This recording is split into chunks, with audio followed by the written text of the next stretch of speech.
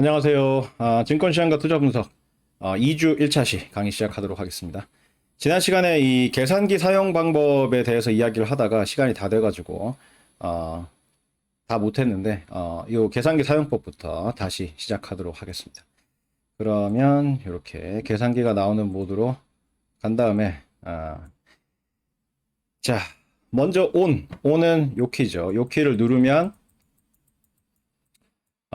전원이 들어와요. 전원이 꺼져 있다가 전원이 들어오는 그런 키고, 그 다음에 모드 키를 누르면 우리가 선택할 수 있는 모드들이 쭉 나오는데, 이 중에서 우리가 주로 사용하는 모드는 1번 그 컴퓨테이션 모드하고 3번 스태티스틱스 모드, 통계 모드, 요 두 개라고 그랬어요. 그래서 1번을 선택을 해보면 컴퓨테이션 모드는 위에 여기 화면에 보면 math라고 조그맣게 글자가 나와 있죠. 요게 이제 컴퓨테이션 모드를 뜻하는 기호예요. 그래서 여기서는 특징이 뭐냐면 눈에 보이는 그대로 그냥 입력을 하면 된다.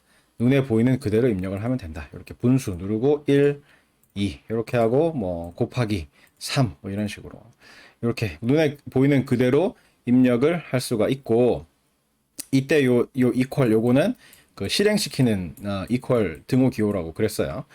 그 다음에 요거는 분수를 소수로 바꾸고 소수를 분수로 바꾸는 키라고 그랬어요. 그 다음에 뭐 여기서 리플레이 키, 이 방향 키를 누르면 뭐 좌든 우든 그러면 이걸 이제 편집할 수 있는 화면으로 들어가서 커서가 깜빡거리는 화면이 나타나고, 여기다가 뭐 더하기 3 이런 걸 해가지고 이퀄 하면 또 값이 달라지죠. 값이 달라지고, 여기다가 이제 그 올 클리어를 누르면 이 화면 전체가 다 지워지는데, 이렇게 그죠?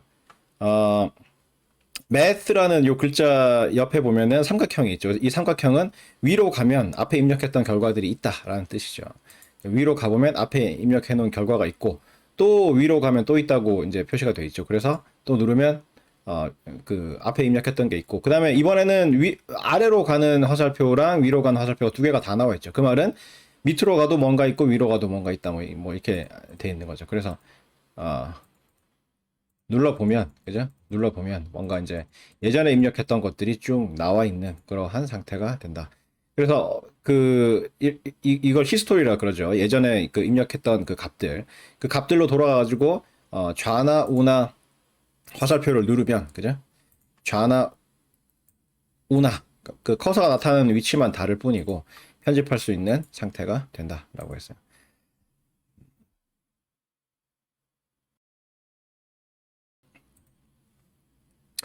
자, 그리고 히스토리. 그죠? 아래 위로 가는 걸 누르면 예전에 입력했던 게 이제 그 나타나게 되는 그런 게 있다고 했고.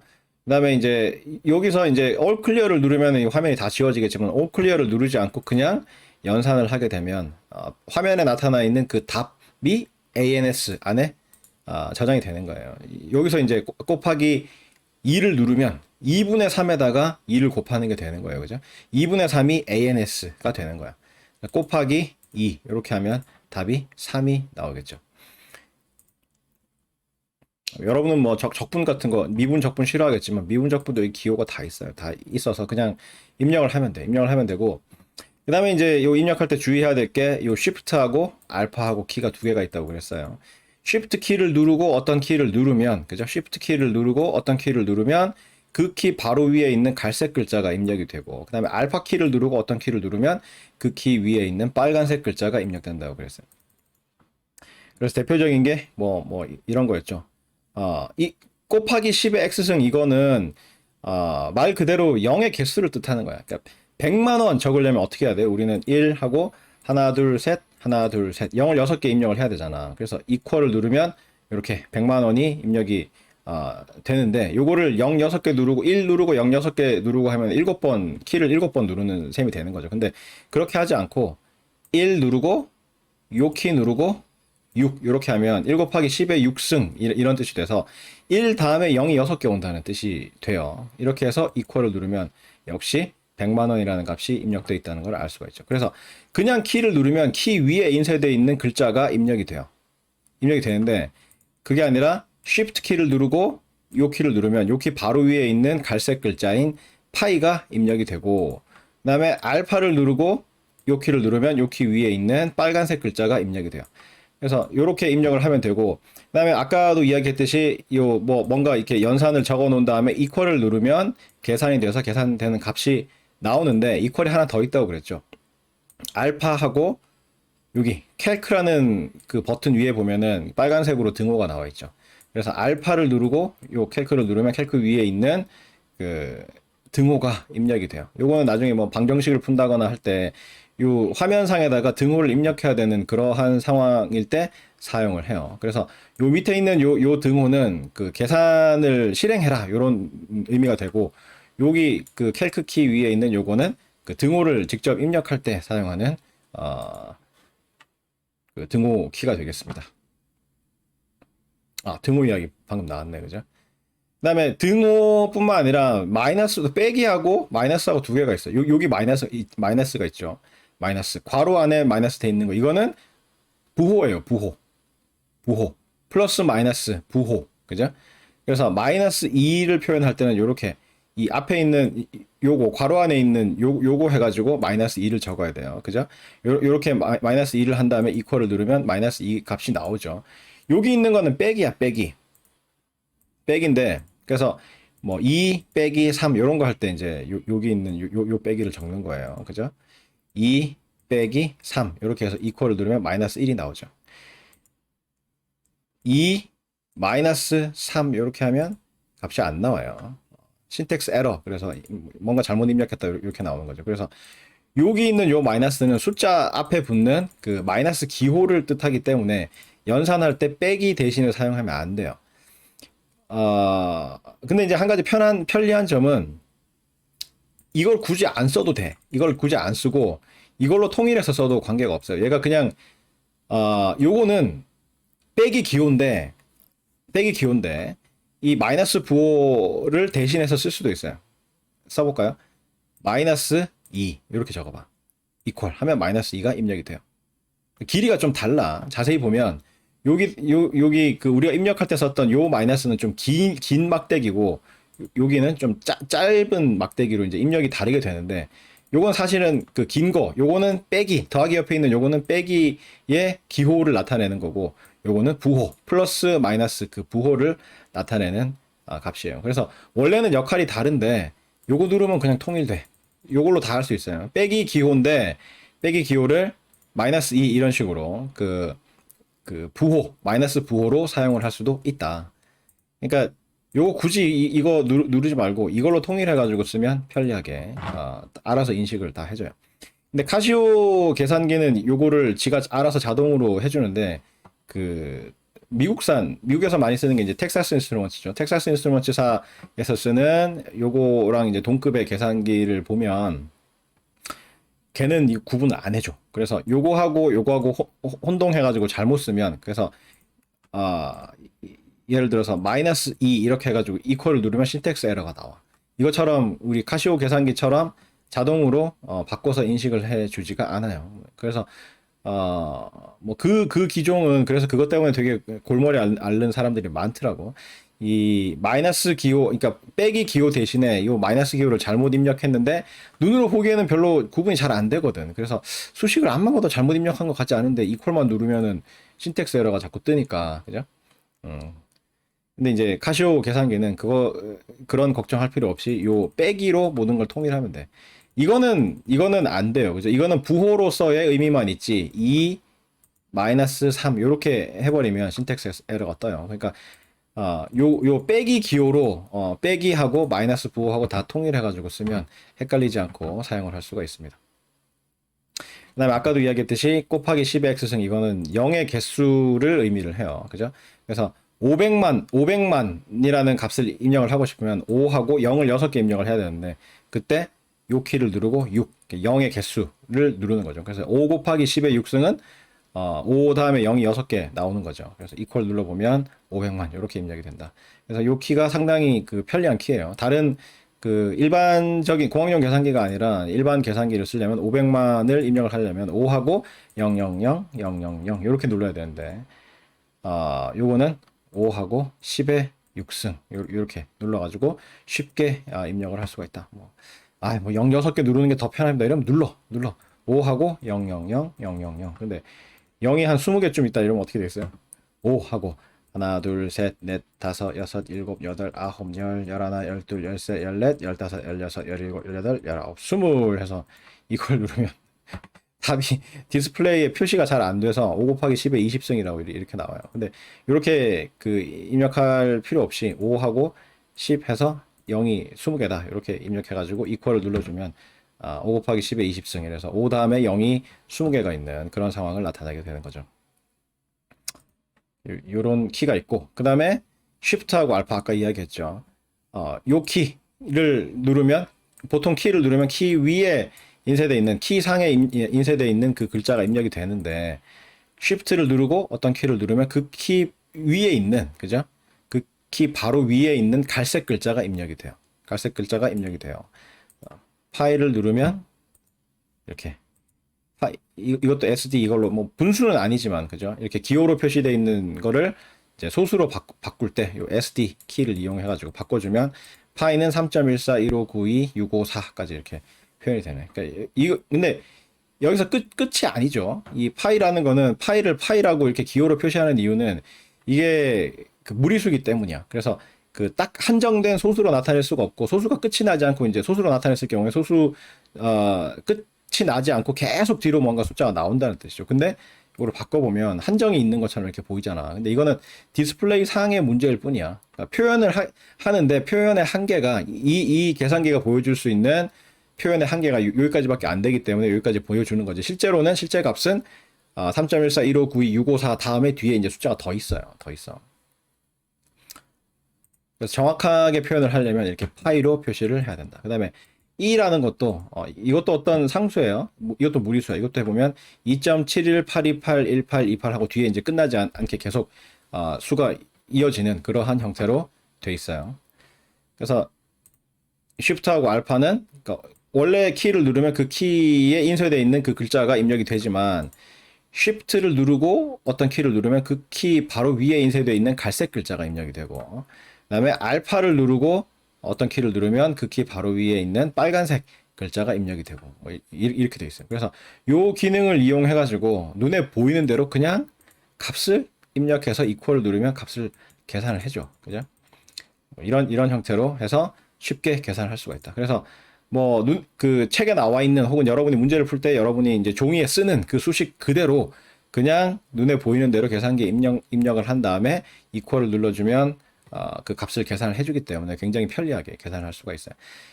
재무용 계산기나 아니면 일반 그 쌀집 계산기, 그죠? 그 쌀집 계산기 뭔지 알죠? 그죠? 이렇게 수식이 표현이 되는 게 아니라 그냥 여러분 컴퓨터에 기본으로 돼 있는 그죠? 여러분 PC에 기본으로 내장되어 있는 계산기 같은 거 보면은 그런 게 쌀집 계산기거든. 수식이 입력되는 것도 아니고 수식을 편집할 수도 없고 그래서 입력할 때 그 입력하는 순서 같은 걸 좀 주의해야 되고 뭐 이런 거죠. 더하기 하고 빼기 하고 이제 뭐 괄호를 묶어 가지고 어느 걸 먼저 계산하라 그러면 이제 그거를 수동으로 일일이 이제 그 해줘야 되는데 이 우리 계산기 같은 경우에는 그럴 필요 없이 그냥 눈에 보이는 수식 그대로 쭉 입력한 다음에 이퀄만 눌러주면 그 값을 계산을 해주는 그러한 편리함이 있는 거죠. 그 다음에 파이하고 E 방금 입력을 해봤고 그 다음에 SD 그죠? 이 무리수나 뭐 유리수나 어쨌든 그 소수가 아닌 형태로 표시되는 거를 소수의 형태로 바꿔주는 그 다음에 한 번 더 누르면 원래 형태대로 다시 바꿔주는 그 키가 요 SD라는 요 키가 되겠습니다. 그 다음에 여기 둥그란 원판에 있는 방향키 있잖아요. 이게 리플레이 키거든. 리플레이 키. 이걸 눌러가지고 앞에 입력했던 거를 자 히스토리를 쭉 볼 수도 있고 그죠? 앞에 입력했던 값들을 쭉 눌러가지고 히스토리를 볼 수도 있고 특정한 그러니까 이 히스토리 쭉 눌러가지고 특정한 계산식에 가가지고 내가 편집하고 싶다. 그러면 왼쪽으로 가는 키나 오른쪽으로 가는 키를 눌러가지고 그죠? 편집을 계속 할 수가 있다. 방향키를 오른쪽 키를 누르냐 왼쪽 키를 누르냐에 따라서 이제 편집 화면에서 커서가 어디에 나타나느냐가 다를 뿐이지 편집 화면으로 들어가게 되는 그러한 그 점은 공통이죠. 그죠? 그래서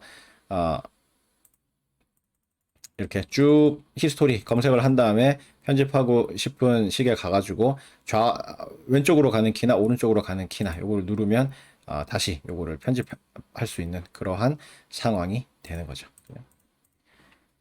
이게 리플레이 키고, 그 다음에 AC는 올 클리어. 그래서 화면상에 있는 거를 그냥 깨끗하게 다 지우는 그런 기능이 되겠고, 그 다음에 리플레이해서 이제 편집 화면에서 딜리트, DEL, 요거는 커서가 깜빡거릴 때 앞에 글자를 하나씩 지우는 그러한 키가 되겠습니다. 그래서 딜리트 한번 누르면 앞으로 가면서 한번 지우고, 또 한번 더 누르면 앞으로 가면서 지우고, 뭐 이런 기능을 하는 게 딜리트 키가 되겠습니다.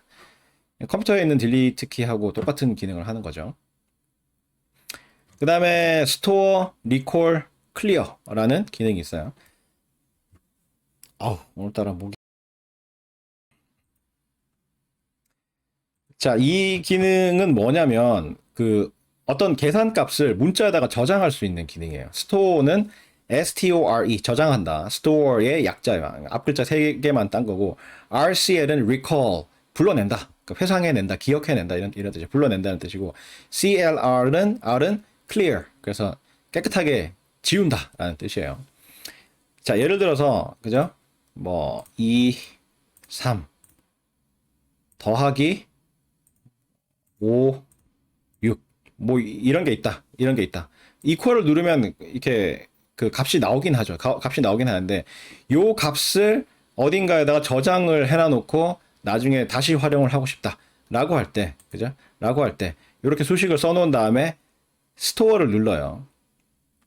Shift, 여기 스토어, 그죠? RCL 키 위에 STO라는 스토어라는 글자가 있죠. 그래서 Shift 누르고 요 키를 누르면 스토어가 입력이 돼요. 그래서 위에 화면에 보면 STO라고 작은 글자가 보이죠. 그죠? 그 계산기 화면 제일 위에 보면 STO라고 나오죠. 이 상태에서 문자는 여기 그 마이너스 기호 있는 데서부터 보면 마이너스 기호 바로 위에 빨간색으로 A가 있고 그 옆에 보면 B가 있고 C, D, E, F, X, Y, M이 있죠. 이 값들이 어떤 값을 저장할 수 있는 문자 변수예요, 변수. 그래서 스토어를 누른 상태에서 A를 누르면 이때는 A가 빨간 글자라고 해서 알파를 누르고 A를 누르는 게 아니야. 그러니까 Shift 스토어하고 그 다음에는 알파를 누르지 않고 그냥 A, B, C, D, E, F, X, Y, M 중에 하나를 누르면 돼요. 그러면 이 화면상에는 이렇게 나타나. 3분의 2 더하기 6분의 5 화살표 A 이렇게 나타나는데 이게 의미가 뭐냐면 3분의 2 더하기 6분의 5라는 이 수식의 계산값을 A라는 변수에 저장한다는 뜻이야. 저장한다는 뜻이에요. 그 다음에 또 딴 거 해볼까요? 뭐 해볼까? 루트 2 빼기 분수 5의 제곱 나누기 3승근 루트 해볼까요? 3승근 루트 7 뭐 이렇게 해가지고 요 계산 값을 B에다가 저장을 해봅시다. Shift Store B 이렇게 하면 요 수식의 계산 값이 B에 입력되게 돼요. B에 입력되게 된다.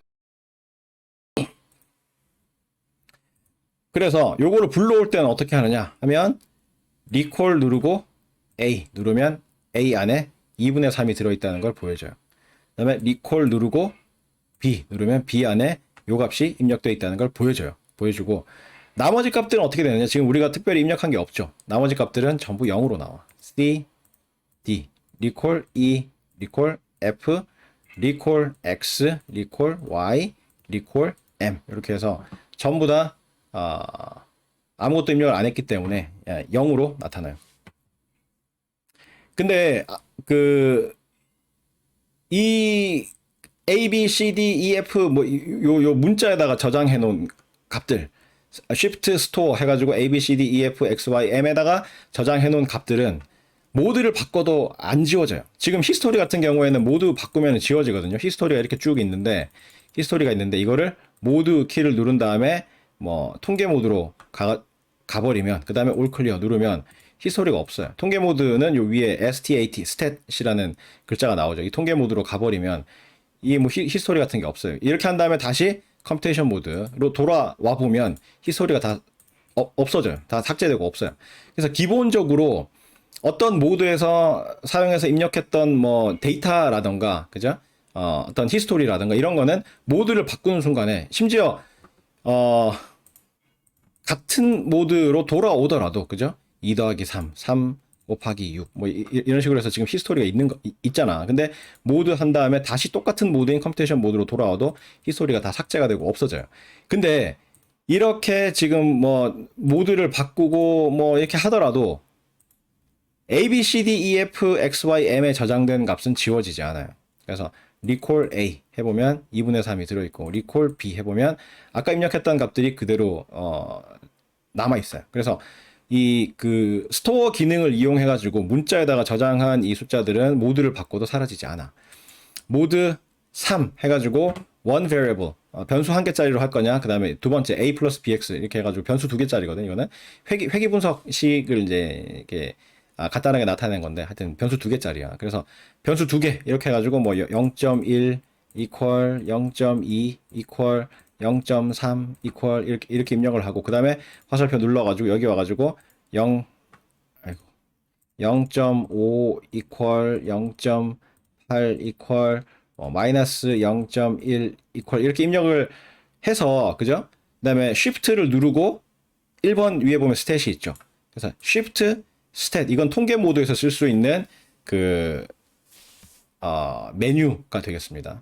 shift 통계 모드에서 shift 1 stat 요걸 누르면 뭔가 선택지가 쭉 나와. 선택지가 나오는데 이 중에서 이제 뭐 다 할 거야. 나중에 다 할 거지만 우리 지금 계산기 사용법을 기본적으로 다루기 때문에 지금 맛보기만 해주는 건데 요 4번을 눌러보면 여러 가지 이제 통계 계산할 수 있는 것들이 나와요. 그 중에 2번 이게 평균 값이거든. x의 평균은 아까 입력했던 그 데이터의 x 평균은 0.2고 그 다음에 shift stat 해서 variable 해가지고 y의 평균 해보면 0.4가 나와요. 그 다음에 shift stat 해가지고 2번 데이터라는 게 있죠. 데이터를 눌러보면 아까 입력했던 이 값들이 쭉 나와요. 표의 형태로 쭉 나와요. 나오는데 여기서 모드를 누른 다음에 컴퓨테이션 모드로 갔죠. 다시 모드를 누르고 스탯 모드로 돌아와가지고 2를 선택을 해보면 입력했던 데이터가 모두 삭제되고 없어요. 삭제되고 없다고. 삭제되고 없는데 여기서도 recall A 하면 A에 저장되어 있던 값이 이렇게 나타나요. 여기 이제 꺽쇠 이렇게 돼 있는데 이거는 통계 모드에서의 분수의 의미예요. 분수. 2분의 3 이런 뜻이에요. 2분의 3. 익숙하지 않죠. 그러니까 통계 모드는 아까 컴퓨테이션 모드와는 다르게 눈에 보이는 형태대로 수식을 입력할 수가 없어요. 약간 다른 형태로 왜곡돼서 입력이 되거든요. 그러니까 물론 뭐 더하기 빼기 나누기 이런 거는 이제 눈에 보이는 형태대로 되는데 또 2 빼기 3 되고 6 나누기 5 뭐 이런 건 다 되는데 분수의 형태로 나타나지도 않고 전부 기본적으로 소수의 형태로 돼 있고 분수로 나타내 보면 분수가 우리가 아는 그런 형태가 아니야. 이게 5분의 6이 분수의 형태로 이렇게 보이게 돼 있어요. 그다음에 뭐 루트 같은 거는 눈에 보이는 형태랑 비슷하게 나타나긴 하지만 우리가 아까 이 컴퓨테이션 모드에서 봤던 그런 형태는 아니죠. 그죠? 그래서 좀 다르게 나타나기 때문에 기본적으로 모든 계산은 컴퓨테이션 모드에서 하는 게 좋고 통계 모드, 스태티스틱스 모드에서는 통계적으로 뭔가 이제 계산해야 되는 거. 평균 분산, 뭐 공분산, 뭐 하여튼 상관계수, 그다음에 회귀 분석 뭐 이런 거 할 때 데이터를 입력을 한 다음에 그 값을 구해내기 위해서 그 통계 모드로 가가지고 하는 게 좋아요. 통계 모드에서도 이 스토어 기능은 여전히 작동을 해요. 자, 통계 모드에서 그죠? 통계 모드에 가가지고 to variable 한 다음에 0.1 equal 0.2 equal 0.3 equal 0.4 equal 뭐 이렇게 입력을 하고 그 다음에 여기도 마이너스 0.1 equal 마이너스 0.3 equal 0.02 equal 0.8 뭐 이렇게 입력을 했다고 칩시다. 그 다음에 all clear 한 다음에 shift stat 한 다음에 var에 들어가지고 x의 평균을 구하는데 요거를 shift store C에다가 저장을 하면 그죠? X의 평균 아까 그 입력한 데이터의 X의 평균 값을 C라는 그 문자에다가 저장해주는 이런 역할을 하게 된다고. 그 다음에 다시 Shift Stat 해가지고 var 해서 이번에는 Y의 평균 값을 Shift Store D 이렇게 하면 D에다가 저장하게 되는 이런 형태가 된다고. 그래서 요거는 모드를 바꾸면 통계 모드에서 통계 모드로 가더라도 데이터가 모두 소실이 돼요. 딴 건 다 소실이 되는데 남아있는 건 뭐다? 요 변수 안에 들어있는 거, 그죠? 그 스토어를 이용해가지고 변수에다 저장한 놈들은 모드를 바꾸더라도 절대 지워지지 않는다. 이런 특성이 있어요. 요런 특성이 있는데, 그러면 여기 A, B, C, D의 지금 4개의 그 변수에다가 값을 입력을 해놨는데, 이거 어떻게 지우느냐 하면 클리어로 지워요. 클리어. Shift 누르고 9번 키 위에 보면 클리어가 나오죠. 요 클리어를 누르면 물어봐. 화면상에 물어봐요. 클리어? 다 지울까? 이렇게 해가지고 선택지가 3개가 나와. 첫 번째는 셋업. 셋업. 그래서 이 뭐 여기 보면 셋업이라는 게 있죠. 모드 키에 보면 갈색으로 셋업이라는 게 있는데, 이게 보면은 유효 숫자를 몇 자리로 할 것이냐, 뭐 하여튼 그 설정이야, 설정. 여러분 뭐 스마트폰도 그렇고 설정 키가 있죠. 그 설정인데, 그 설정을 공장도 초기 설정 상태로 돌릴 거냐 하는 게 1번이고, 2번은 메모리야, 메모리. 메모리. 그래서 A, B, C, D 뭐 이렇게 이 그 문자에 저장돼 있는 값들을 전부 다 초기화 시켜서 0으로 만들 거냐. 그 다음에 3번은 전부 다 셋업도 초기화 시키고 메모리도 초기화 시키겠다라는 게 3번이에요. 근데 뭐 취사 선택을 할 수도 있지만, 우리는 일단 셋업을 건드리지 않고 이야기를 하고 있기 때문에, 기본 모드에서 모든 걸 다 해결을 하고 있기 때문에 2번을 누르거나 3번을 누르거나 둘 중에 하나만 누르면 되는데, 그냥 마음 편하게 3번을 누르세요. 우리는 클리어, 그러니까 뭔가 계산을 한번 하고 나면 A, B, C, D 뭐 이렇게 해가지고 안에 뭐 지저분한 게 막 들어있고 뭐 이렇게, 그러니까 모드를 바꿔도 지워지지 않는 뭐 그런 메모리들이 남아있단 말이야. 근데 그 메모리뿐만 아니라 모든 설정을 기본적인 설정으로, 공장에서 금방 나왔을 때 그 설정으로 돌리는 게 마음 편해. 마음 편해. 왜냐면 셋업은 우리 다루진 않겠지만, 셋업에 들어가 보면은 뭐 유효 자릿수를 몇 자리까지 표기할 것인가 뭐 이런 게 있거든. 그래서 그런 거를 이제 건드리고 다시 뭐 초기화하고 뭐 이렇게 하다 보면, 나중에 시험 문제는 기본적으로 이제 공장도 초기화 상태에서 계산을 했을 때 나오는 답을 기준으로 해서 이제 그 정답이냐 아니냐를 판별을 한단 말이에요. 근데 본인이 그냥 임의로 뭐 소수 셋째 자리까지 나오도록 이렇게 셋업 결정을 해놔놓고 문제를 풀어가지고 셋째 자리까지만 표기를 해가지고 이제 답을 쓰면 오답으로 처리될 가능성이 농후하다. 농후하다. 그래서 우리는 무조건 뭔가 이 메모리를 지우거나 이렇게 할 때, 문제를 풀면서 뭔가 입력하고 저장하고 뭐 이런 게 있는데, 그거를 다음 문제를 풀기 위해서 초기화 할 때는 3번을 누를 거예요. all. 클리어 한 다음에 all. 3번을 누르면 다시 물어. 다 리셋 한다고? 리셋 all 이렇게 묻는 거죠. 그죠? 다 리셋 한다고. 이렇게 되는데, AC를 누르면 이게 취소가 돼. 취소가 되는데, 등호를 누르면 yes. 뭐 그렇게 하겠다. 이런 뜻이 되죠. 그래서 yes를 누르면 다시 한번 뭐 그런 거죠. 뭐 여러분도 스마트폰이나 컴퓨터에서 보면은 뭔가 삭제하려고 누르면 삭제하시겠습니까? 메모리가 그 안에 메시지가 뜨고 이렇게 확인을 또 하듯이, 그죠? 이것도 확인 절차야. 그래서 reset all 그다음에 press AC 키. 그래서 시키는 대로 눌러요. 그래서 AC 키를 누르면 공장도 초기 상태에서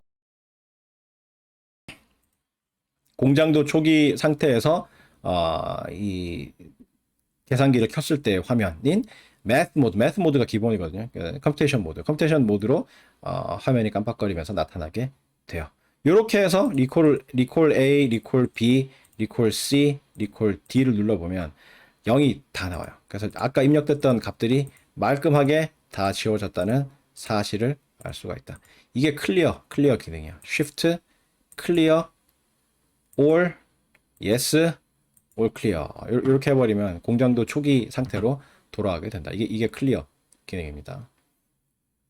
그 다음에 오프는 여기 all clear라는 키 바로 위에 갈색으로 오프가 있죠. 그래서 shift를 누르고 all clear를 누르면 오프가 돼서 이게 전원이 꺼져요. 근데 그 여러분이 갖고 있는 그 진짜 계산기는 shift 누르고 all clear 누르면 오프가 돼서 진짜로 전원이 꺼지는데, 내가 지금 수업 목적으로 사용하고 있는 이 계산기는 PC에 설치된 그 에뮬레이터이기 때문에 전원이 절대 안 꺼져. 절대 안 꺼져요.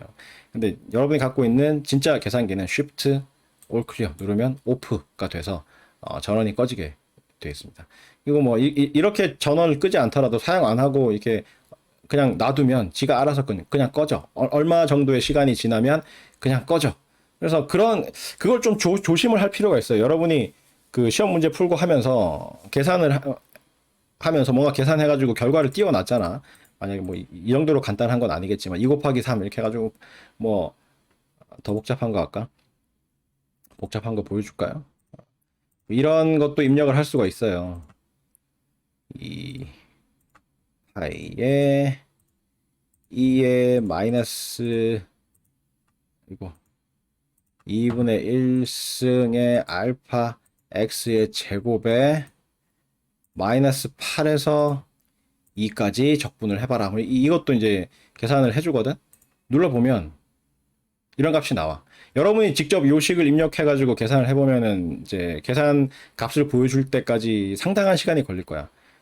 최장 한 1분 가까이? 짧으면 30초, 뭐 길면 한 1분 가까이 걸릴 텐데, 어, 제 계산기가 이상합니다. 교수님 화면에서는, 교수님 보여줄 때는 동영상 강의에서는 누르니까 그냥 답이 팍 나왔는데, 제 거는 누르니까 한참 기다려야 돼요. 제 계산기가 좀 이상한가 봐요. 그런데, 그게 정상이에요.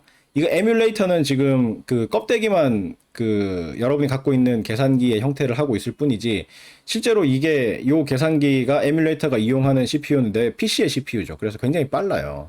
빨라서 이렇게 금방 나오는 거지. 여러분이 갖고 있는 진짜 계산기는 요 계산을 하는데 굉장히 시간이 좀 걸린다고요. 그래서 정상이야. 여러분이 이런 복잡한 계산을 했을 경우에 한참 동안 이제 화면이 그냥 회색 화면으로 나와. 아무것도 안 나오는 그렇게 있다가 갑자기 어느 순간에 답이 펑 뜨는 그런 형태로 돼 있어요. 근데 정상이에요. 정상이니까 그 계산기가 고장 났느니 뭐 이런 생각 안 해도 돼요. 어쨌든 요런 게 있잖아요. 그래서 요거를 계산을 해놔 놓고 이제 답안을 적으면서 0.977, 24, 98, 681 이렇게 적는데 적느라고 놔뒀더니 지가 자동으로 꺼지는 수가 있어요. 자동으로 꺼지면 어떻게 돼요? 히스토리 같은 거 사용 못하죠. 이런 거 싫고 히스토리 사용 못하고 앞에 그 입력했던 것들이 몽창 그냥 날아가고 없는 거야. 물론 뭐 A, B, C, D, E, F, X, Y, M에 저장되어 있는 거는 살아 있겠지만 그런 게 아니라 앞에 히스토리라던가 뭐 이런 거 이걸 다시 편집해 가지고 뭐 곱하기 3 같은 거 해야 다음 문제 값을 계산을 할 수 있다라고 하면 그죠? 이거 뭐 오랫동안 옆에 옮겨 적는다고 이렇게 하다 보면 시간이 지나가지고 자동으로 꺼져 버리고 이걸 다시 재활용할 수 없는 상황이 돼 버릴 수도 있다고요. 그러니까 그런 거를 좀 주의를 할 필요가 있어. 그래서 이게 몇 초 만에 꺼지는지 그래서 요거를 보고 어느 정도로 빨리 이제 그 옆에 옮겨 적어야 되는지 이런 거를 좀 고민을 할 필요가 있습니다. 하여튼 오프 키는 쉬프트 오프 이렇게 쉬프트 오프 이렇게 해가지고 끌 수가 있고 이 지금 화면상에 보이는 이 에뮬레이터는 안 꺼진다 그랬죠. 쉬프트 오프. 근데 여러분 계산기는 이렇게 해서 꺼져요. 꺼질 수 있고 그다음에 우리 에뮬레이터는 아무리 오래 놔둬도 이게 자동으로 절대 꺼지지 않기 때문에 이게 그 뭐 자동으로 꺼지고 이런 기능이 없지만 여러분이 갖고 있는 그 계산기는 사용 안 하고 일정 시간 놔두면 그냥 지가 알아서 꺼져. 전원 관리 차원에서. 그러니까 그런 거는 이제 시험 같은 거 볼 때 좀 주의를 할 필요가 있어요. 그래서 가만 놔두면 안 돼. 가만 놔두면 그냥 꺼지기 때문에 다 옮겨 적는다고 이렇게 막 한참 막 하고 막 딴 거 뭐 옆에다가 보충 설명한다고 막 이렇게 막 적고 막 하다가 보면 돌아보면 계산기가 꺼져 있어. 그래서 재활용하고 싶었는데 재활용도 못하고 뭐 하여튼 리플레이 키 이용해가지고 재활용하고 싶었는데 재활용 못하는 그러한 상황이 발생할 수도 있으니까 주의를 할 필요가 있다라는 거죠. 자, 여기까지가 이제 계산기의 기본적인 그 사용 방법이야. 요거는 우리 교재 뒤에 보면은 부록의 형태로 자세하게 설명이 돼 있어요. 뭐, 이 그림도 나타나 있고, 주저리 이렇게 설명이 돼 있는데, 이게 이제 기본적인 사용법이고, 실제로 구체적으로 요 각 모드에서 뭐, 어떤 걸 구할 수 있느냐, 어떤 걸 이용해가지고 우리 이 수업에서 활용할 수 있느냐, 이런 거는 수업을 진행하면서 그때그때 다시 알려주는 걸로 하겠습니다. 지금 다룬 요거는 진짜 초보적인 이 계산기 사용 방법이 가장 기본적인 계산기 사용 방법이고 더 이제 구체적인 거, 더 고차원적인 거는 그 상황이 되면 이야기를 하도록 하겠습니다. 자, 이제 이게 끝났기 때문에 이제 드디어 이제 강의 소개하고 기본적인 계산기 사용법 이런 게 끝나서 이제 투자의 기초로 들어갈 거예요. 투자의 기초는 다른 금융 과목에서 배웠을 법한 내용이지만 여러분은 다 까먹었기 때문에 선수 지식으로 다시 복습하는 개념으로 다룰 거예요. 근데 말이 복습이지 여러분은 뭐 다 까먹고 모를 거기 때문에 걱정하지 말고 그냥 들으면 돼요. 자. 자, 투자의 기초. 자, 먼저 증권시장에 대해서 살펴봅시다. 증권시장을 살펴보기 위해서는 일단 증권이 뭔지를 알아야 되겠죠. 재산권을 나타내는 증서를 유가증권 혹은 증권이라고 한다. 영어로는 security라고 해요. security. 이 security 그러면은 요즘 여러분이 많이 보는 security가 뭡니까? 캡스, 그죠? LET 캡스 이런 거 보면은 그런 대원들, 그죠? 그 보안업체 대원들 보면은 뭐 등이나 가슴 내는 데 보면 security 이렇게 막 돼 있죠. 그러니까 보안, 그다음에 안보라는 의미로 쓰이기도 해요. 그 UN 안전보장이사회, 줄여서 뭐 UN 안보리라고 하죠. 안전보장이사회가 영어로 어떻게 씁니까? Security Council, Security Council. 그때의 security는 안보라는 뜻이야. 안보. 그래서 국가 안보 그러면 National Security, 그죠? National Security. 그래서 뭐 국가 안보 뭐 위원회 뭐 이런 거 하면 National Security Council 뭐 그런 식으로 표현을 해요. 그래서 이제 똑같은 단어인데 그게 보안을 나타내기도 하고 안보를 나타내기도 하고 그다음에 증권이라는 의미로도 사용이 된다. 그래서 재산권을 나타내는 증서, 종이 쪼가리, 재산권을 나타내는 종이 쪼가리를 유가증권 혹은 증권이라고 하고 영어로는 security라고 하는데 크게 주식, 채권, 파생상품으로 나눌 수가 있어요. 주식, 채권, 파생상품으로 나눌 수가 있다고.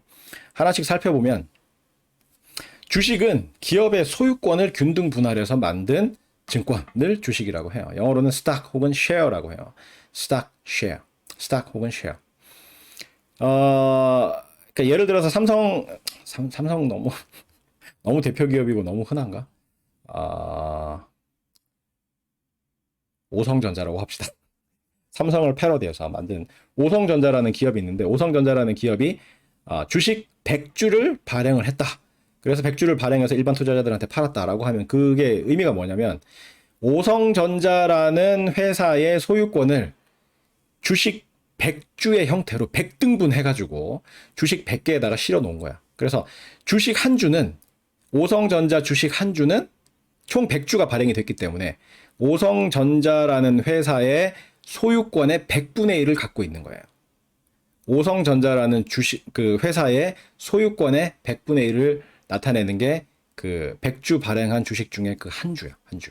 그래서 주식이라는 거는, 그죠? 주식이라는 거는 기업의 소유권을 균등 분할, 동일하게 쪼개가지고 만든 종이 쪼가리, 증권을 주식이라고 부른다. 영어로는 stock 혹은 share라고 한다. 그 다음에 채권은 영어로 bond라고 하는데, 채권은 정부나 공공기관이나 기업 등의 단체가 돈을 빌려오면서 언제 얼마만큼 갚고 이자는 얼마만큼 지급을 하겠다라고 적은 차용 증서예요. 차용 증서. 돈을 빌려오면서 그 돈을 갚을 조건. 그러니까 돈 빌려온 돈의 원금을 언제 갚고 그 전에 어떤 주기로 얼마만큼의 이자를 지급을 하겠다라고 써놓은 차용 증서예요. 차용 증서. 그거를 채권이라고 한다. 그래서 정부나 공공기관이나 기업 등의 단체가 돈을 빌려오면서 상환 조건을 명시해서 발행한 증권을 채권이라고 한다. 그래서 채권을 들고 있는 사람은 그 채권을 발행한 사람, 즉 돈을 빌려간 사람으로부터 원금과 이자를 거기에 적혀 있는 대로 받을 수 있는 권리를 갖게 되는 거죠. 그게 채권이야, 채권, 본드. 근데 이제 주식하고 채권의 차이는 주식은 기업이 발행을 하는 거고 채권은 기업만 발행을 하는 게 아니라 정부, 공공기관, 기업 뭐 등등 여러 단체가 발행을 할 수가 있어요. 그 다음에 채권은 상환을 해야 되지. 돈을 빌리면서 언제 갚을게, 뭐 얼마만큼 갚고 언제 얼마만큼씩 해가지고 이자를 지급할게 라는 그 갚는 조건이 명시돼서 발행된 게 채권이라고 했기 때문에 채권은 만기가 되면, 그러니까 원금까지 다 갚고 채권에 명시된 조건이 다 완료되는 그 시점을 만기라고 그러거든요. 만기가 되면 채권이 사라져. 그러니까 돈을 빌려와가지고 뭐 3년 후에 갚을게. 그러니까 만약에 1,000만 원을 빌리면서 오성전자가 1,000만 원 너무 적나? 10억이라고 합시다. 오성전자가 10억 원짜리 채권을 발행했다라는 이야기는 그 10억 원짜리 채권을 사는 사람이 있을 거 아니야. 오성전자가 10억 원짜리 채권을 발행해가지고 누군가한테 팔았다라고 하면 팔 때는 뭐 9억 5천만 원에 팔았어요. 9억 5천만 원에 팔았어. 그 말은 오성전자가 이 채권을 발행해가지고 팔면서 받은 그 그 채권 가격 있죠. 그게 빌린 돈이야, 사실은. 채권을 판다라고 하지만 사실은 그건 채권을 기준으로 해서 보는 거고, 돈의 흐름으로 보면 오성전자는 채권을 발행하면서 받은 그 돈만큼을 빌린 거야. 그래서 9,500만 9억 5천만 원, 9억 5천만 원을 받고 이 채권을 발행했다라는 이야기는 9억 5천만 원을 빌렸다는 의미예요. 빌리고 채권에 뭐라고 명시되어 있냐면 3년 후에 10억을 갚는다. 10억을 돌려준다. 이렇게 명시가 되어 있고, 그 10억이 원금이야. 원금이고 매년 말, 그러니까 돈이 발행한 시점에서부터 1년 후, 2년 후, 3년 후에 이자를 10% 지급한다. 10%씩 지급한다. 그 말은 액면가인 원금인 10억 원의 10%인 1억씩을 매년 말에 이자로 주겠다는 거예요. 그래서 이 채권을 사간 사람, 9억 5천만 원을 주고 오성전자가 발행한 채권을 사간 사람은, 들고 있는 사람은 이거를 1년 후에 가가지고 오성전자한테 보여주면 오성전자는 이자로 1억을 지급을 하고, 또 1년이 지나가지고 또 이 채권을 제시를 하면 또 1억을 지급을 하고, 그 다음에 마지막 3년차 말에 가가지고 이 채권을 주면 마지막 이자 1억하고 원금 10억 원을 주게 돼 있다고. 그러고 나서는 채권이 소멸돼요. 채권 찢어버려서 없애버려. 그래서 채권은 돈을 빌리는 사람이 언제 얼마만큼의 이자를 주고 마지막에 원금은 얼마로 해서 갚겠다라고 조건을 명시해가지고 발행하는 증서야. 차용 증서예요.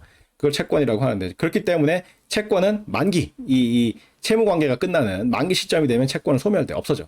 근데 주식은 소멸되지 않아. 만기가 없어요. 만기가 없고 기업의 소유권을 균등 분할해서 만든 거기 때문에 기업이 망하지 않는 한, 기업이 존속하는 한 이 주식은 계속해서 가치를 가지고 소멸되지 않고 쭉 가요. 그래서 오성전자를 만들었는데 오성전자가 안 망해. 굉장히 잘 나가. 새로운 산업 막 개척하고, 처음에는 전자제품 만들었는데 나중에 반도체 만들다가 나중에는 뭐 CPU 설계를 하고 뭐 하여튼 난리를 쳐가지고 계속 100년, 200년 계속 살아남아. 그러면 그 발행한 주식은 계속해서 그 기업의 소유권을 나타내면서 100년이고 200년이고 그 기업이 존재하는 한 계속해서 존재하는 그러한 증권이 주식이 되겠습니다. 그다음 파생 상품은 개념이 조금 이 상식적으로 받아들이기가 조금 쉽지가 않아요. 파생 상품은 엄격한 정의가 뭐냐면 다른 자산의 가격에 기초해서 그 가격이 정해지는 증권을 파생 상품이라 그래. 전혀 안 와닿죠. 다른 자산의 가격에 기초해서 그 가격이 정해지는 증권을 파생 상품이라고 한다.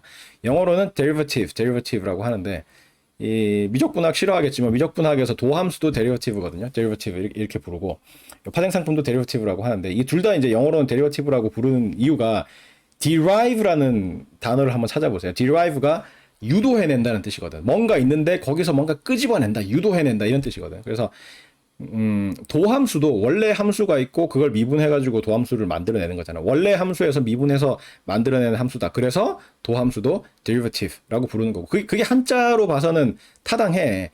derive, 도출한다, 유도한다 라는 의미이기 때문에 derivative를 도함수라고 이렇게 이름을 붙이는 것처럼. 근데 이제 이 금융에서는 이 derivative를 파생 상품이라고 부르는 거야. 원래 상품이 있고 원래 상품에서 파생돼서 새끼 쳐가지고 나온 상품이다, 이렇게 부르는 거예요. 왜? 원래 상품, 그걸 기초자산이라 그러거든요. 나중에 배우겠지만 중간고사 끝나고 나서 이제 학기 말쯤 되면 이제 파생 상품에 대해서 좀 다루겠지만, 원래의 상품을 기초자산이라고 하는데, 그 기초자산의 가격에 연동돼서 파생 상품의 가격이 결정되도록 설계한 그러한 상품을 파생 상품이라 그래. 그래서 원래의 상품인 그 기초자산이 없으면 파생 상품도 존재할 수가 없어요. 그래서 원래의 상품인 기초자산에 기대서 생겨난 상품이다 라고 해서 파생된 상품이다. 그래서 파생 상품이라고 불러. 그래서 영어로 derivative라고 하는데, 그래서 수학에서 원함수가 있고 도함수가 있는 것처럼 그것도 derivative, 도함수도 derivative라고 부르는 것처럼, 이 금융에서는 어떤 그 상품이 있는데 그거를 토대로 해서 그 가격에 연동돼서 이제 가격이 결정되도록 설계해서 만든 상품을 파생 상품이라고 하고 영어로는 derivative라고 부른다. 그래서 다른 자산의 가격에 기초해서 그 가격이 결정되는 증권을 파생 상품, derivative라고 부른다. 지금은 잘 안 와닿을 거야. 근데 나중에 직접 그 파생 상품의 이제 구체적인 상품들, 선물 선도, 그다음에 옵션 이런 거 다뤄보면 이래서 이거를 파생 상품이라고 하는구나, 이런 감이 좀 올 거예요. 그래서 증권은 재산권을 나타내는 증서를 증권이라고 하는데 유가증권 혹은 증권이라고 하고 영어로는 security라고 부르는데 크게 주식, 채권, 파생상품 이렇게 세 가지로 나눌 수가 있어요. 기억하는 방법은 쉬워. 주체파. 그래서 많이 북한 냄새도 좀 나고 그죠? 주체파. 그래서 기억하기가 그렇게 어렵지 않아요. 주식, 채권, 파생상품. 증권은 크게 주식, 채권, 파생상품으로 나눌 수가 있다. 그렇기 때문에 증권 시장은 크게 거래되는 증권의 종류에 따라서 주식시장, 주식이 거래되면 주식시장, 채권이 거래되면 채권시장, 파생상품이 거래되면 파생상품 시장으로 나눌 수가 있죠. 그러니까 증권이 거래되는 시장을 증권시장, securities market. 좀 영어로 쓸 때 조심해야 돼요. security market이 아니야. 복수로 써야 돼요. securities market이야. 증권 하나가 거래되는 게 아니죠. 증권 여러 개가 거래된다는 그걸 강조하기 위해서 securities market 복수로 써요. 증권시장, securities market.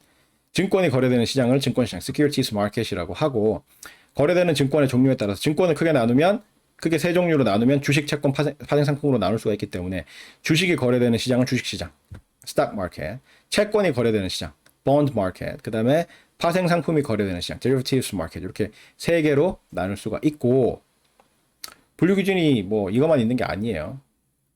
그 다음에 공식적인 거래 조직이 있느냐 없느냐에 따라서 장내시장, official market과 장외시장, over the counter market으로 나눌 수가 있다. 여러분이 흔히 이제 TV에서 보는 그 시장들은 전부 다 장내시장이에요. official market이야. 뭐 한국 거래소, 우리나라 뭐 저 주가 지수가 어떻게 됐습니다. 그리고 뭐 삼성전자가 뭐 오늘 장내 한때 뭐 얼마까지 갔습니다. 뭐 이런 이야기 많이 하잖아. 그런 시장들, 언론에 나오는 그런 시장들이 장내시장이야. 공식적인 조직이 있어. 이 거래소라는 그 물리적인 그 장소가 있고, 그거를 그 거래소를 운영하는 어떤 기관이 있고, 이렇게 해서 공식적인 룰도 있고, 규칙도 있고, 조직도 있고, 장소도 있고, 그 다음에 시스템이 딱 정해져 있어가지고 그 시스템의 그 규칙에 따라서 접속을 해가지고 온라인으로 거래를 한다거나 아니면 장에 직접 가가지고 거래를 한다거나 뭐 어쨌든 공식적인 거래소를 영어로 exchange라고 그러거든요. 거래소를 exchange라고 그래.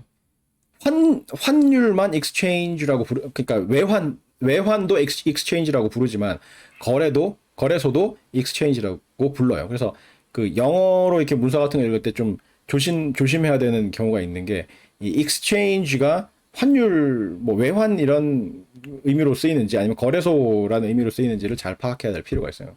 그다음에 뭐 exchange의 원래 영어 뜻은 교환한다는 뜻이죠. 교환. 그래서 뭐 물건을 교환하고 그죠?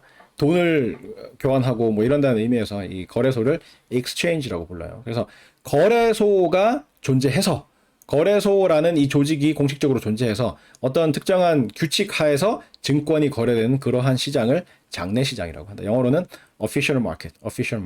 장내시장. 시장 안에, 이렇게 한자로는 시장 안의 시장이라는 뜻이야. 그러니까 거래소라는 어떤 공식적인 시장이 있고 그 안에서 거래가 일어나는 그러한 시장을 장내시장이라고 그래요. 영어로는 official market. 그다음에 그러한 장내시장을 유지하는 그 개설하는 공식적인 조직을 거래소, exchange라고 그래요. 그래서 TV에서 보는 언론에 나오는 외국 신문에 나오는 그러한 시장들은 거의 대부분 이 장내 시장이야. 그래서 한국 거래소 같은 경우에는 영문 명칭이 어떻게 됩니까? Korea Exchange지. Korea Exchange. 거래소, exchange. Korea Exchange. 한국 거래소이고, 뉴욕은 어떻게 돼요? 뉴욕 증권거래소, New York Stock Exchange. 뉴욕은 뭐 그 주식이라는 글자가 붙어서 New York Stock Exchange. 그래서 NYSE, New York Stock S Exchange. NYSE 이렇게 약자로 쓰고 우리는 코리아 익스체인지인데 KE가 아니고 KRX야. KRX. 약자를 왜 그러니까 좀 지맘대로인 면이 있긴 한데 코리아에서 코에서 K를 따고 리아에서 R 따고 KR 한 다음에 익스체인지에서 E를 따온 게 아니라 X를 땄어. 그래서 KRX라고 불러요. 한국 거래소는 약자가 KRX야. 그다음에 뉴욕 증권거래소는 NYSE 거기는 E를 땄죠. 익스체인지에 E를 딴 거래소고 도쿄 증권거래소는 도쿄 스탁 익스체인지, 런던 증권거래소는 런던 스탁 익스체인지. 보통 스탁이라는 말이 붙은 거래소들이 되게 많은 것 같아요. 근데 우리는 이제 그 코리아 익스체인지 이렇게 스탁이라는 걸 뺀 이유가 예전에는 우리나라의 거래소가 이 여의도에 있는 증권거래소, 그때는 KSE라고 불렀어요. 코리아 스탁 익스체인지라고 해서 그때는 또 E를 썼었어. 익스체인지 E를 따가지고 코리아 스탁 익스체인지 해가지고 KSE. 그래서 여의도에 있는 그 증권거래소가 이제 그 증권거래소 이렇게 돼 있었고, 부산에 선물거래소가 있었어. 부산에 선물거래소가 있었다고. 그래서 그 두 개를 합쳐가지고, 그게 2000년대 초반인가 90년대 말인가 하여튼 두 개를 합쳐가지고 지금의 KRX가 됐거든. 그렇기 때문에 우리나라 KRX에서는 주식 위주로만 거래되는 게 아니라, 그죠? 부산의 선물거래소하고 통합을 해가지고 파생 상품도 거래가 되고, 뭐 여러 가지 상품들이 같이 거래가 돼요. 그래서 스탁이라는 말을 빼고 그냥 코리아 익스체인지, 그래서 KRX라고 이름을 정해서 지금까지 부르고 있습니다. 참고로 이 KRX의 본사는 부산이에요. 부산. 통합을 하면서 여의도를 본사로 삼은 게 아니라 부산의 선물거래소를 본사로 삼았어요. 그래서 대구도 보면은 대구 혁신도시에 가면 여러 가지 공공기관들이 내려와 있잖아. 그러니까 어느 노무현 대통령 때인가 하여튼 이 공공기관을 전부 다 이제 지방으로 이전하는 그런 사업을 추진을 하면서 각 지역의 그 공공기관, 공기업 뭐 이런 그 공공기관들이 전국적으로 뿔뿔이 흩어졌는데, 부산은 이제 문현금융단지라고 그 가면 금융권의 이제 공공기관들, 공기업이나 아니면 뭐 거래소 같은 이런 공공기관들이 부산의 문현금융단지에 쫙 모여 있어요. 많이 모여 있어. 모여 있고, 대구는 뭐 대구에 가스공사 들어왔고, 그다음에 한국장학재단, 그다음에 부동산원, 옛날에 이제 한국감정원이라고 했던데 거기가 이제 이름이 바뀌었죠. 부동산원인가 하여튼 이름이 바뀌었는데, 하여튼 그런 기관들이 들어와 있고, 광주에 가면 한전이 들어와 있고, 그죠? 그래서 이제 전국적으로 이렇게 쭉 흩어졌는데, 이제 증권거래소 같은 KRX 같은 경우에는 본사를 부산에 있는 그 선물거래소, 예전에 선물거래소였던 그 부분을 KRX의 본사로 삼아서 본사가 지금 부산에 있는 그런 상황이죠. 본사는 부산에 있지만 실제로 거래가 많이 이루어지고 조직의 대부분이 있는 곳은 여의도죠. 여의도. 서울 여의도에 주 기능이 집중이 돼 있지만 명목상 본사는 부산에 있는 걸로 그렇게 돼 있습니다. 하여튼 여러분이 언론이나 뭐 외국 언론이나 국내 언론이나 언론에서 볼 수 있는, 그다음에 화면상에 나타나는 그런 거래소들은 전부 장내 시장이에요. 오피셜 마켓. 거래소가 있어서 공식적으로 그 거래소 내에서 증권이 거래되는 그러한 시장을 장내 시장, 오피셜 마켓이라고 한다. 그다음에 장외 시장은 오버 더 카운터 마켓, 줄여서 OTC 마켓이라고 부르는데, 이거는 거래소가 없이 당사자들 간에 사적으로 그냥 거래가 이루어지는 시장을 장외 시장이라고 불러요. 그러니까 거래소가 마련하는 공식적인 시장 밖에서 이루어지는 시장이라고, 그래서 장외 시장이라고 부르고, 영어로는 오버 더 카운터 마켓이라고 하는데, 이 카운터가 이 거래소 안에 카운터가 있거든. 거래소 요즘에는 뭐 실제로 거래소에 가가지고 거래하고 이런 경우가 잘 없지만, 거래소를 방문해 보면 본사든 지사든 어느 거래소든 가면 거래소 한가운데 이렇게 카운터가 이렇게 뭐 육각형이든 원형이든 이렇게 쭉쭉쭉 오각형인가 육각형인가 하여튼 이렇게 있어가지고 그 카운터를 중심으로 해가지고 거래가 실제로 일어났었거든 예전에는. 그래서 그게 이제 장내 시장의 상징인데, 그 카운터 너머에서, 카운터 밖에서 거래가 이루어진다라는 의미로 오버 더 카운터 마켓이라고 하고, 약자로는 OTC 마켓이라고 그래요. 그래서 거래소 없이 거래 당사자들 간에 사적으로 거래가 이루어지는 시장을 장외 시장, 오버 더 카운터 마켓, OTC 마켓이라고 하는데, 규모는, 그러니까 보도는 잘 안 되겠죠. 이건 사적으로 거래가 이루어지기 때문에 뭐 공식적인 조직이 없어서 뭐 통계 잡기도 좀 힘들고, 뭐 언론의 주목도 덜 받고, 뭐 하여튼 그렇겠지만 실제로는 규모는 장외 시장이 더 큰 경우가 더 많아요. 왜냐면 장외에서 거래를 하려면, 그죠? 거래할 수 있는 사람이 신용도가 높아야 돼. 금융에서 말하는 신용도라는 거는 신용이 뭐예요? 믿는다는 뜻이지. 그죠? 믿는다는 뜻이죠. 믿음이 있다. 저 사람 믿고 돈 빌려줄 수 있다. 이런 의미야. 금융에서 말하는 신용도라는 거는 돈을 빌려줬을 때 제때에 갚아낼 수 있는 정도.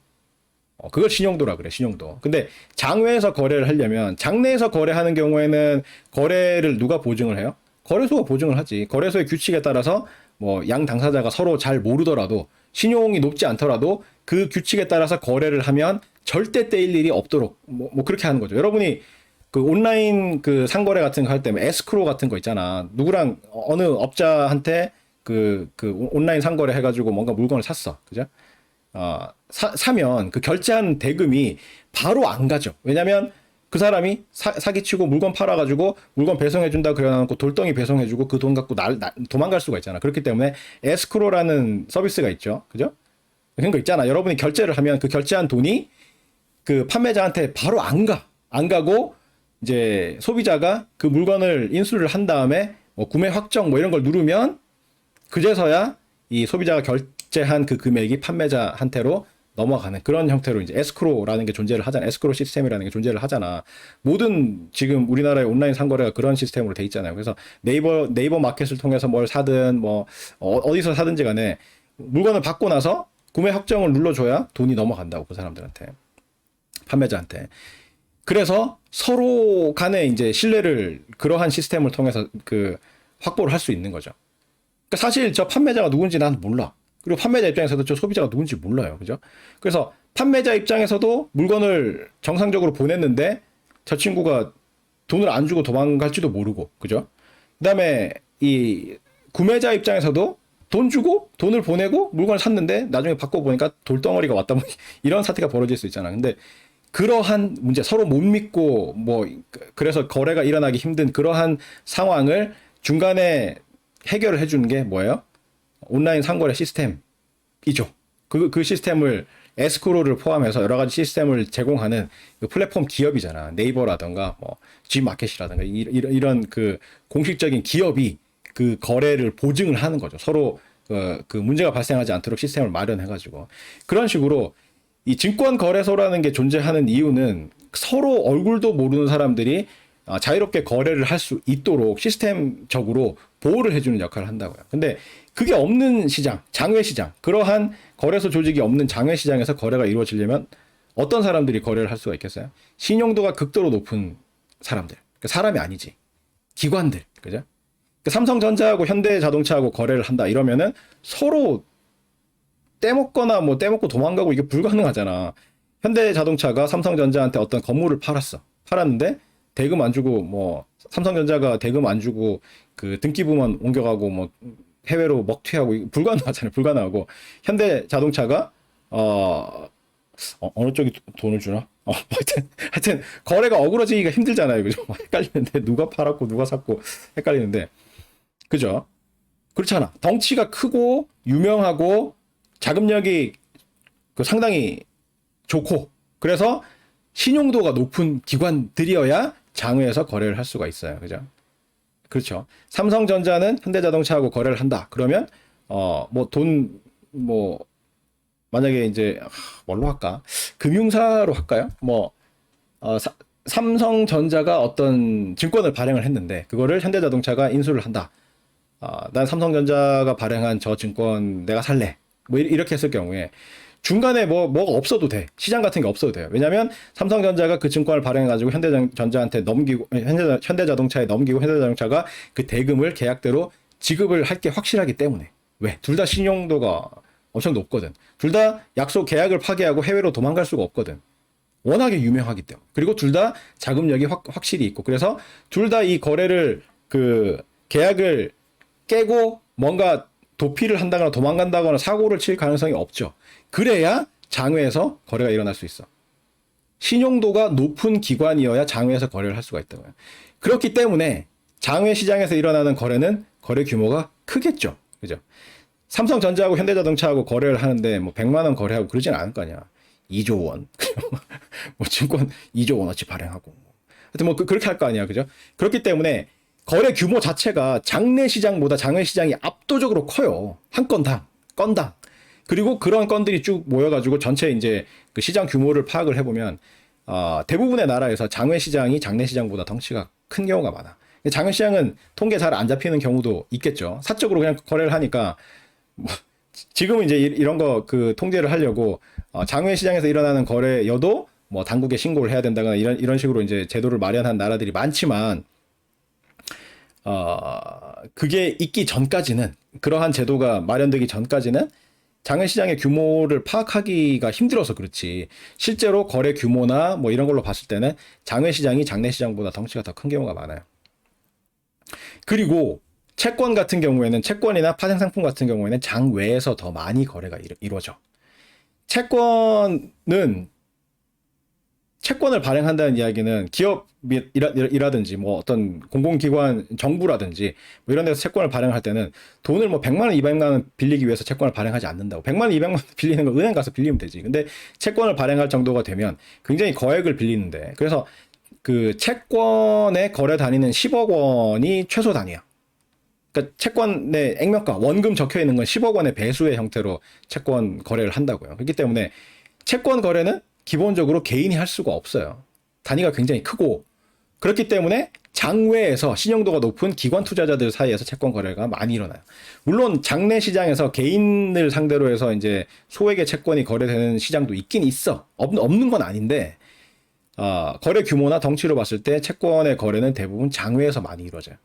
파생 상품도 마찬가지야. 파생 상품 중에서도 거래가 많이 일어나는 것들은 장내 시장의 형태로 이제 거래소가 관장을 해가지고 하지만, 그러한 빈번하게 우리가 이제 보통 이 그 학교에서 다루는 선물이나 옵션 같은 거, 그런 거는 이제 장내에서 주로 거래가 많이 일어나거든요. 근데 그런 걸 제외하고 특이한 온갖 종류의 파생 상품이 존재하거든. 그리고 설계하기 나름이거든. 그래서 여러 가지 다양한 그러한 파생 상품들은 1대1로 특정 기관이 나는 요런 특성을 가진 파생 상품이 필요하다.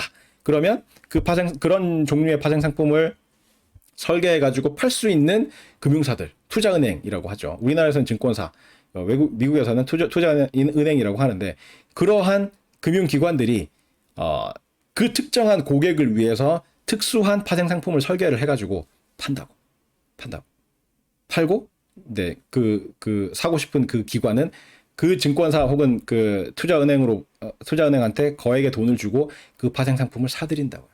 그래서 빈번하게 거래가 이루어지는 그 일부의 그 파생 상품을 제외하고는 대부분의 큰 규모의 특수한 형태의 대부분의 파생 상품들은 장외 시장을 통해서 거래가 많이 이루어진다고. 그래서 주식, 채권, 파생 상품 중에서 주식은 주로 장내에서 많이 이루어져. 주식은 뭐 금액 그래봐야, 비싸다 그래봐야 뭐 300만 원, 400만 원 그렇잖아. 지금은 그런 것도 잘 없는데, 옛날에 그 아모레 퍼시픽 지금 액면 분할 했나요? 내가 주식을 안 해서 요즘에 그게 그 시장 가격이 얼마인지 모르겠는데, 그 중국에서 한창 그 한국 화장품이 우리나라 화장품 잘 팔리고 할 때는 아모레 퍼시픽의 주가가 뭐 300만 원, 400만 원까지 막 간 적이 있다고요. 삼성전자도 지금 뭐 7만 전자 그러고 뭐 그런 이야기 하지만, 그게 액면 분할을 했어. 잘게 쪼개가지고 그런 거지. 예전에 이제 액면 분할이라는 게 뭐냐면, 주식 한 주를 뭐 10주로 쪼개가지고 새로운 주식으로 만들어서 이제 거래를 하고 뭐 그런 거예요. 그래서 옛날에 그 액면 분할을 하기 전에는 150만 원? 200만 원? 그 언저리에 왔다 갔다 했다고요. 그런데 그거를 그렇게 하니까 일반 투자자들이 거래하기가 좀 부담스럽다. 한 주 사는데 150만 원, 200만 원 주고 하려고 그러니까 일반 투자자들이 좀 힘들다. 그래가지고 그거를 뭐 20주로, 한 주를 20개로 액면 분할을 했나? 이렇게 잘게 쫙 쪼개니까 한 주당 뭐 한 5, 6만 원, 6, 7만 원 뭐 여기서 왔다 갔다 하니까 일반 투자자들이 많이 투자를 할 수 있는 그렇게 된 거죠. 그래서 주식은 가격이 아무리 뭐 나가봐야 뭐 1,000만 원 넘는 주식이 없잖아요. 몇백만 원 되면 와, 뭐 황제주다 이러고 막 그런 이야기를 하는데, 채권은 기본 거래 단위가 액면가가 10억 원의 배수의 형태로 돼 있고, 이제 파생 상품 같은 경우에도 이제 많이 빈번하게 거래가 이루어지는 그러한 일부 종목들, 선물이나 옵션, 그러니까 유럽식, 우리가 이제 수업에서 다루고 있는 유럽식 옵션이나 아니면 선물 같은 경우에는 장내에서 공식적인 규칙에 의해서 거래가 이루어지지만, 그 이외의 다른 형태의 파생 상품들은 장외 시장에서 거래가 사적으로 이루어져요. 그리고 장외 시장에 참여를 하려면 신용도가 매우 높아야 장외 시장에서 거래소 없이 거래를 할 수가 있기 때문에 주로 덩치가 큰 기관들이 장외 시장에서 거래를 하게 되고, 그렇기 때문에 거래 규모도 크고 건당 거래 규모도 크고 전체 시장도 장외 시장이 훨씬 장내 시장보다 큰 경향이 있다라는 거죠. 개인들은 장외 시장에서 거래를 할 수가 없겠죠. 여러분의 친구하고도 돈 거래 뭐 100만 원 빌려주고 뭐 이런 것도 쉽지가 않겠지만, 그죠? 생판 얼굴도 모르는 어떤 사람하고 주식 거래를 해야 된다고 생각해봐요. 하겠어? 안 하죠. 내가 쟤를 뭘 믿고 내가 주식 판다고 해가지고 실물을 넘겼는데 제가 돈 안 주고 그냥 날랐어. 그럼 가능하잖아. 그렇기 때문에 신용도가 낮은 일반 투자자들 입장에서는 장외 시장에서 거래하기가 쉽지가 않아. 장내에서 거래를 하면서 서로 이제 신용도가 낮아서 서로를 못 믿는 그런 거를 거래소가 중간에 개입을 해서 그 문제를 해결을 해주는 거죠. 거래소가 거래를 보증하는 형태로 해서 거래가 이루어지는 거죠. 근데 여기서 참고, 할 말이 너무 많아. 이게 내 강의의 최대 문제점인데, 핵심만 짚고 넘어가야 되는데, 핵심 짚고 나서는 계속 옆으로 가지치고 싶어져가지고. 뭐, 이야기를 하자면. 거래소는 국가기관이 아니에요. 공기업이 아니야. 공기업 아니야. 공공기관이긴 한데 공기업은 아니야. 거래소는 그 증권사들이 돈을 각출해가지고 자본금을 만들어서 설립한 그런 단체야. 그런 단체이기 때문에 정부가 뭐 소유권을 갖고 있다는 그런 게 아니야. 증권사들이 이 거래소의 주인들이에요. 그리고 거래소에서 거래할 수 있는 기관은 그렇게 해서 자본금을 출자한 그 증권사들. 그 증권사들이 그 회원사거든요. 그 거래소의 회원사로 등록이 돼 있는데, 그러니까 이 증권 거래소, 그러니까 이 거래소를 설립하기 위해서 자본금을 내고 해가지고 거래소를 설립한 거래소의 소유권을 갖고 있는 이러한 증권사들이 이 증권 거래소의 회원사로 돼 있고, 회원사들만 증권 거래소에서 독점적으로 거래를 할 수가 있어. 전 어제도 주식 거래했는데요. 근데 여러분이 직접 증권 거래소를 통해서 어떤 사람하고 직접 거래를 하는 게 아니죠. 증권사를 통해서 거래를 하는 거지. 그래서 여러분은 만약에 삼성전자 주식을 뭐 10주 사고 싶다라고 하면 여러분이 거래하고 있는 증권사가 있을 거 아니야. 그 증권사를 통해서 삼성전자 주식 10주를 사주세요. 얼마에? 뭐 이렇게 주문을 내는 거잖아요. 그죠? 뭐 온라인으로 하든지 아니면 전화를 해가지고 하든지 간에 주문을 내면 증권사가 시장에 가가지고 다른 증권사한테서 그만큼 사서 고객한테 주는 거야. 이걸 위탁매매라 그래. 위탁매매. 그러니까 실제로 거래는 증권 거래소의 회원사인 증권사들만 할 수가 있고, 다른 그러한 회원사가 아닌 기관 투자자나 개인들이 거래를 하려면 증권사한테 위탁해가지고 증권사가 대신 거래를 해주는 거야. 그리고 증권사는 그 대가로 수수료를 받는 거죠. 그게 매매 수수료야, 매매 수수료. 이게 그 증권사들의 기본적인 수익의 원천이야. 기본적인 수익의 원천이야. 그러니까 자기네들만 독점적으로 거래할 수 있도록 거래소를 만들고 자기네들만 거래를 하는 시스템으로 만들어 놔놓고, 그런데 누군가가 여기서 거래를 하고 싶다라고 하면 전부 다 이 증권사들, 회원사들을 통해서만 거래를 하게 하고, 그래서 위탁매매 대신 사고 팔고를 해주고 그 대가로 수수료를 가져가는.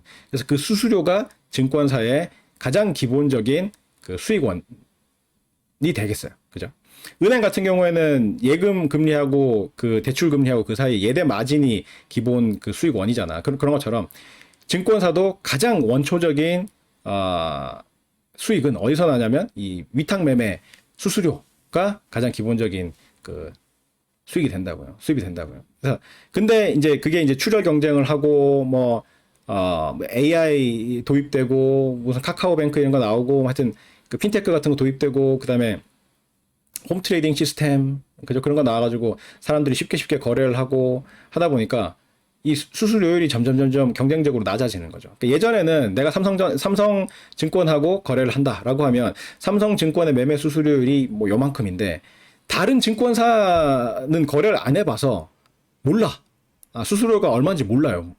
모르고 다른 증권사로 거래를 옮기려고 해도 저쪽 직원은 아는 사람도 없고 하여튼 그래서 잘 못 옮기고 그렇기 때문에 수수료율이 좀 높았는데 그게 이제 홈 트레이딩 시스템 PC에다가 이제 그 소프트웨어 깔아가지고 매매를 할 수 있게 되고 뭐 이렇게 되면서부터 지금은 이제 MTS 그래서 휴대폰에다가 스마트폰에다가 깔아놓고 거래를 하고 하잖아요. 하는데 그런 걸 하다 보니까 이 앱 깔고 저 앱 깔고 쭉 깔다 보니까 얘는 수수료가 이만큼인데 얘는 더 싸네 뭐 이렇게 되니까 그럼 얘네랑 거래 안 해. 이쪽 증권사랑 거래해야지. 이런 식으로 되는 거라. 그러니까 고객들이 쉽게 그 온라인 환경에서 쉽게 증권사를 갈아탈 수 있고 증권사들의 수수료율을 쉽게 비교할 수 있게 됐고 뭐 그렇게 되면서 각 증권사들이 경쟁적으로 이 수수료율을 낮추기 시작해가지고 지금은 뭐 거의 공짜에 가깝죠. 그래서 증권사들의 주 수익원이 사실상 뭐 사라지다시피 뭐 그렇게 됐어요. 그렇게 돼서 지금은 증권사들이 이제 살아남기 위해서 다양한 방식으로 사업 영역을 확장을 하고 있죠. 그래서 뭐 대체 투자다. 그래서 부동산도 투자하고 해외도 투자하고 뭐 펀드 뭐 운용을 한다거나 그죠? 뭐 등등등등 그다음에 이제 파생 상품 같은 거 설계해 가지고 판매를 한다거나 등 여러 가지 형태로 새로운 수익원을 창출을 하지만 근본적으로는 애초에 증권사, 투자은행, 증권사 뭐 이런 게 이제 출발할 때 출발점에서 가장 기본적인 그 수입원은 그 거래소를 통해서 위탁 매매를 해주고 그 수수료 받는 거, 위탁 매매 수수료 그게 가장 기본이 되는 수입이었습니다. 하여튼 뭐 그렇고 장외 시장은 할 말이 없나? 뭐 하여튼 그래요. 나중에 또 생각나면 또 이야기하도록 하고. 그래서 공식적인 거래 조직이 있느냐 없느냐에 따라서 장내 시장과 장외 시장으로 나눌 수도 있다. 유통 단계에 따라서 발행 시장과 유통 시장으로 나눌 수도 있어. 발행 시장과 유통 시장으로 나눌 수도 있어. 불필요한 나의 머리를 일단 치웁시다. 자, 발행 시장은 영어로 primary market이라고 하고 유통 시장은 secondary market이라고 해요. 발행 시장은 증권이 처음 발행돼서 발행자로부터 투자자한테로 증권이 매매되는 한시적인 시장을 발행시장이라고 하고 유통시장은 이미 발행된 증권이 투자자들 사이에 매매되는 시장을 유통시장이라고 그래요. secondary market. 그래서 이 여러분이 흔히 보는 그죠? 증권거래소 그러니까 위에서 이야기한 장내시장이든 장외시장이든 간에 흔히 보는 그러한 시장은 대부분 유통시장이에요. 유통시장. 한국거래소 유통시장이에요. 유통시장. 그죠? 이미 발행된 증권을 가지고 서로 사고팔고 하는 그런 시장이잖아요. 그죠? 유통시장, 세컨더리 마켓이고, 프라이머리 마켓, 발행시장은 언제냐면, 삼성증권, 그러니까 뭐, 오성전자로 합시다. 아까 예를 들었던, 오성전자가 처음에 그 기업을 설립을 해가지고, 주식 100주를 만들어가지고 일반 투자자들한테 팔 때, 그때 한시적으로 존재하는 시장을 발행시장이라 그래요. 그래서, 증권사 창구를 통해서 팔죠. 뭐 한 달 동안 몇 월 며칠부터 몇 월 며칠까지 한 달 동안 뭐 오성전자가 발행한 주식 100주를 뭐 삼성증권을 통해서 일반 투자자들한테 판다라고 했을 때 그 한 달 동안 삼성증권 창구를 통해서 그 오성전자의 주식 100주가 팔리는 그러한 시장을 발행시장이라고 그래요. primary market. 그래서 요거는 그 증권이 발행돼가지고 몇 월 며칠부터 몇 월 며칠까지 판다라고 했을 때 그때만 반짝 존재하는 그러한 한시적인 시장이다. 그걸 발행시장이라고 하고 그렇게 일단 증권이 발행되고 나면 그 증권을 산 사람은 나는 만약에 뭐 오성증권의 주식을 한 주에 뭐 10만 원에 샀다. 10만 원에 샀는데 10만 원 너무 적나? 100주밖에 발행 안 하는데 1000만 원 할까요? 1000만 원에 샀다. 1000만 원에 샀는데 내가 뭐 5주를 사가지고 5천만 원에 샀는데 이게 내가 사고 나서 한 달 지나니까 갑자기 이게 확 올라가지고 2천만 원에 그래서 내가 5천만 원 투자해가지고 5주를 샀는데 이게 1억이 됐어. 1억이 되니까 나 이거 저 수익을 실현하고 싶어. 그래가지고 팔아야 될 거 아니야. 누구한테 팔아요? 다른 사람한테, 다른 투자자들한테. 그죠? 그게 유통시장. 그러니까 이미 발행이 돼가지고 누군가가 산 증권을 다른 사람한테 되파는 그러한 시장을 유통시장이라 그래요. 유통시장은 대체로 그 공식적인 거래소 조직이 있는 장내시장의 형태를 많이 띠고 있죠. 많이 띠고 있고 뭐 장외에서도 유통이 되는 경우도 있어요. 그죠? 그러니까 주식도 장외에서 그냥 이미 발행된 게 주식이 장외에서 거래되는 그런 경우도 있고 그다음에 채권 같은 경우에는 뭐 발행이고 유통이고 간에 이제 장외에서 대규모로 이루어지는 경우가 많겠죠. 그렇게 돼 있어요. 그렇게 돼 있는데 그래서 실제로 발행자한테로 이 증권 발행을 통해 가지고 돈이 흘러 들어가는 시장은 발행시장이야, 발행시장. 그러니까 처음에 이 증권을 발행하는 목적이 뭡니까? 돈을 모으기 위함이죠. 그죠? 기업이 주식을 왜 발행해요? 주식을 발행해서 주식 판 돈 가지고 사업을 하려고 하는 거지. 돈을 끌어모으기 위한 자금 조달의 수단이에요. 증권은 기본적으로. 채권도 마찬가지야. 채권도 뭔가 사업을 하기 위해서 돈을 대규모로 빌려오는 거잖아. 그죠? 그래서 그런 걸 할 때 증권을 만들어 가지고 채권 그 파생 상품은 좀 달라. 파생 상품은 좀 그 기능이라던가 뭐 의라든가 그런 게 좀 다른데 어쨌든 주식이나 채권 같은 아이고 왜 꺼졌지? 주식이나 채권 같은 이러한 그 증권은 기본적으로 돈을 끌어모으기 위해서 자금 조달을 하기 위해서 만들어서 발행을 하는 증권인데 이게 발행 시장에서 일반 투자자들한테 처음 팔릴 때 그때 일반 투자자들의 돈이 발행자한테로 흘러 들어가요. 그래서 발행 시장을 통해서 많이 일반인들이 갖고 있는 소액의 돈들이 이 발행자, 기업이나 뭐 정부나 공공기관이나 어떤 단체나 이 증권을 발행하는 주체한테로 쫙 몰려서 들어가게 되는 그러한 역할을 하는 게 발행시장이에요. 발행시장이고 유통시장은 그게 아니죠. 유통시장에서 아무리 거래를 하더라도 유통시장에서 거래되는 금액이 증권의 발행자한테로 흘러 들어가지는 않아요. 그죠? 여러분이 삼성전자 뭐 요즘에 주식 투자 많이 하죠. 근데 삼성전자 주식을 아무리 거래를 많이 하더라도 그죠? 증권거래소에서 한국거래소에서 거래를 막 하더라도 그 금액이 삼성전자한테로 흘러 들어가진 않아요. 삼성전자는 이미 처음에 그 주식을 발행해서 일반 투자자들한테 팔 때 그때 그 판 대금을 가지고 삼성전자에 영업을 하고 있는 거야. 이미 하고 있는 거고 증권거래소에서 아무리 거래를 해도 그 거래되는 그 금액이 삼성전자한테로 흘러 들어가진 않죠. 그게 유통시장.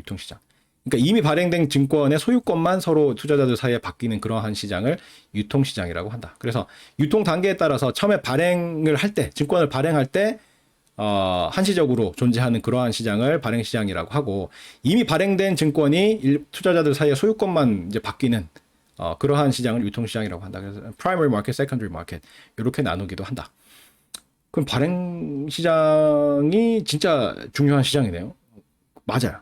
그러면 유통시장은 없어도 되지 않을까요? 이런 생각을 하는 학생들이 있는데 학생들뿐만 아니라 옛날에는 그런 어른들도 많았어. 그래서 주식시장을 없애라.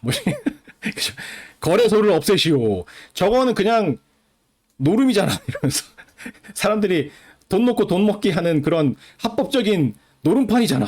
저기서 뭐 아무리 거래를 많이 해도 기업한테로 돈 안 흘러간다며. 저거 왜 해? 없애. 뭐 이런 이야기 많이 했었는데 없애면 어떻게 돼요? 발행이 안 돼. 여러분이 오성전자가 발행하는 주식을 5천만 원어치 샀다고 해봐. 샀는데 되팔 데가 없다고 해봐요. 유통시장이 없다고 해봐요. 증권거래소에서 이 주식을 거래할 수가 없다고 해봐요. 증권시장 자체가 없다고 해봐. 그러면 내가 이 오성증권이 발행한 그 주식 1,000만 원짜리 주식을 5주를 사서 5천만 원을 투자를 했는데 이거를 다시 회수하려면 진짜 골 때려. 되게 힘들어. 그죠? 되사줄 사람을 찾아야 되는데 되사줄 사람을 어디서 찾아? 광고를 냅니까? 전국 방방곡곡에 돌아다니면서 뭐 소문 들어가면서 돈 좀 있는 사람한테 이거 사실래요? 뭐 이렇게 돌아다녀야 되잖아. 사고자 하는 사람 난 한 주만 있으면 되는데 이러고 뭐 어떤 사람한테 가니까 안 사고 싶은데 10주 사고 싶은데 10주 없어요? 뭐 이러고 그럴 거 아니야. 그러니까 팔기가 되게 힘들어요. 그러면 어떻게 돼? 애초에 오성전자가 발행하는 주식을 안 살려고 하겠지. 그죠? 그러니까 유통시장이 활성화돼가지고, 이 증권을 쉽게 되팔아가지고 돈으로 다시 바꿀 수 있는 그런 상황이어야 사람들이 자유롭게 발행시장에 참여를 한다고요. 그죠?